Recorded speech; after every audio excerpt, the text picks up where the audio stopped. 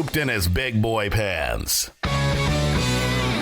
Is this even a merciful section of the show? I mean, is it worth mentioning these guys? Because this is bringing back playoff memory problems for people, myself included. I mean, Aaron Rodgers did not have a fantasy playoff-worthy day. No way. That's brutal. And next week he plays against the Cardinals. So the Cardinals, high-scoring offense. You're going to have to throw the ball, but good defense. What do you expect? I mean, you're going to start Aaron Rodgers, right? Yeah, but 22 for 204 yards and 1 touchdown. That's not going to get it done. So what about the guy who's started Rodgers and had that game, and then Kirk Cousins sat there on his bench and had a monster game going into next week? Scared. Because they play the Eagles, who have given up a lot of yards through the air. Yeah, they on are. Saturday night. Oh, man. Maybe. And that's a big switch for me, because normally for an Aaron Rodgers, you start him every week because it's probability. Do you guys remember last year in the playoffs? What took place? Who killed people in the playoffs last year at the quarterback position? Andrew Luck. Andrew Luck did. He dominated the regular season, and he killed people in the playoffs. And Peyton Manning did as well. Yeah. So it doesn't mean, again, we saw Big Ben this week. The justification could have been there for Big Ben. He had the week before, I think he had no touchdown passes. Right. He still had So, I mean, the argument, this is that same argument. I think you start Aaron Rodgers. Yeah. I mean, the Cardinals got gashed a little bit by Bradford at times last night. I think the Packers are playing for the division still. I probably start Aaron Rodgers. At this point, I would still start Rodgers. And you obviously got fantasy kicked in the pants by Marcus Mariota this week. Yeah, because of the injury. So running back wise, Buck Allen, terrible, worst. Well, got pulled after a fumble. Yeah, he fumbled and he got benched. Second week in a row though. Yeah, but I would absolutely have pulled him. They can't keep doing that. He destroyed the entire game. Yeah, I completely disagree with that logic. You always do. DeMarco Murray, 2 for 3. Whew. He was not a member of the Eagles last night. No, it took him a very, very long time to even get in and get those 2 carries. I believe the reading in the tea leaves are DeMarco Murray is not long for the Philadelphia Eagles, despite them owing him a lot of money. Chris Polk, terrible game. If you started him thinking he was the guy in Houston, as soon as the news Alfred Blue is going to be in the mix, those guys went off my list, Chris Polk and Jonathan Grimes. Fozzy Whittaker, a lot of talk about him getting a start. And he didn't even start. Didn't do much. Cameron Artis-Payne was the guy there. What do you think about Artis-Payne moving forward? We didn't mention him because he wasn't like a fantasy stud, but he needs to be talked about, and he will be tomorrow for sure. But yeah, he was the guy there that is, to me, if Jonathan Stewart's out next week, Cameron Artis-Payne was the guy that got the most involved, the most used. And while he didn't start the game because they gave that start to the veteran in Tolbert, I would expect next week him to get more usage than he did this week. But that's all dependent on Jonathan Stewart's health, and Jay Stu could be back.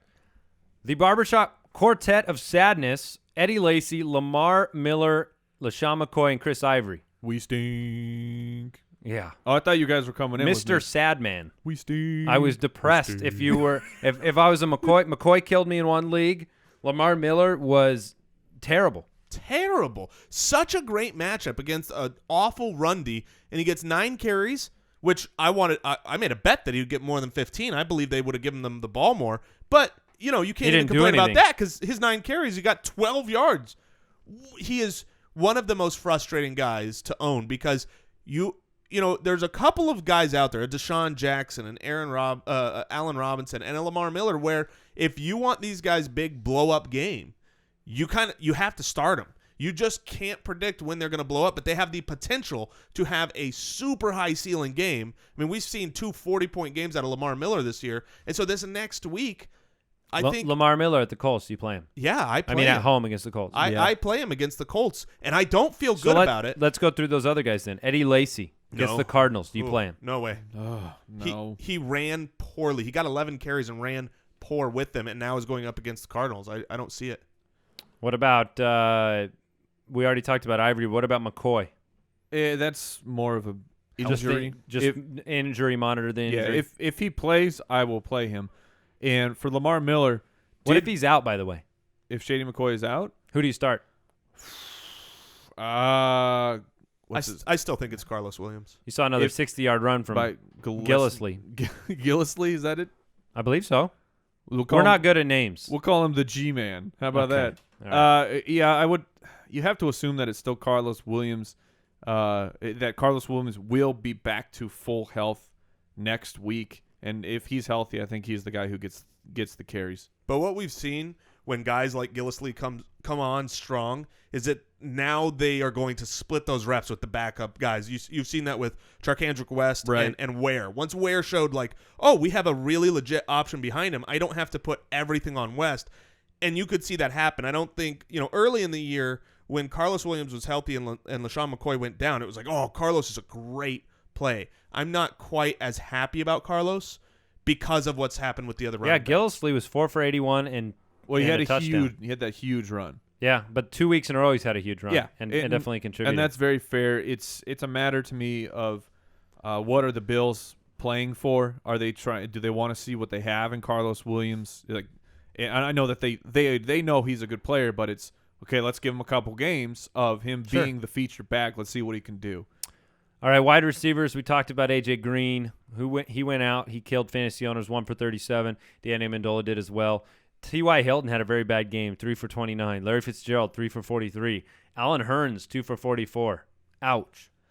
Yeah, that's rough, man. That's some bad beats on guys. Larry Fitzgerald, especially 3 for 43, was not what I was expecting. One of the Larry. things we didn't talk about in all of our David Johnson talk was how much David Johnson hurt the value of the killed wide my receiving Carson Palmer. core. Because Carson Palmer, Michael Floyd, he led the Cardinals in receiving yards, but he didn't really have a great game because You know who should have led them in receiving yards? John freaking Brown. Man, John Brown, catch the ball.